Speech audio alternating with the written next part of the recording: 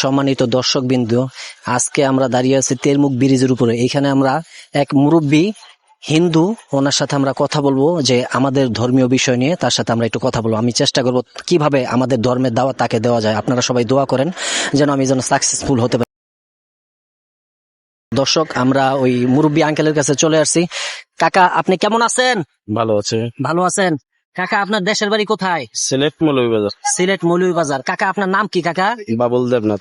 বাবুল দেবনাথ। কাকা, এখানে কোথায় থাকেন? কুমুরতলা। কুমুত্রি থাকে। আচ্ছা কাকা, আমরা আসছিলাম একটা ইসলামিক ভিডিও চ্যানেল আলোর পথের সন্ধানে, ওইখান থেকে। তো আপনার সাথে আমরা কিছু কথা বলবো, আমি কথা বলবো, আপনি উত্তর দিবেন। আপনি যখন এই পৃথিবীতে আসছেন তখন কিন্তু আপনি নিষ্পাপ ছিলেন কাকা। অবশ্যই নিষ্পাপ ছিলেন।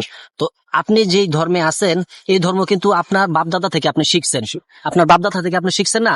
আপনার বাপদাদা যদি এই যে পূজা আপনারা করতেছেন, এই পূজা যদি আপনার বাপ মা না করতো তাহলে কিন্তু আপনি এটা করতেন না। আপনি করতেন না, কিন্তু আপনার বাপ মা করতেন।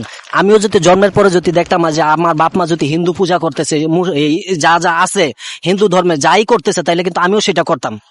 কিন্তু আল্লাহ তাআলার শুকুর যে আল্লাহ তাআলা আমাদের হক পথে চলার তৌফিক দান করছো। তো কাকা, আপনি যদি আপনার দেশের বাড়ি চলে যান, তো সেইখানেও কি আপনার এরকম ব্যবসা করার সুবিধা আছে?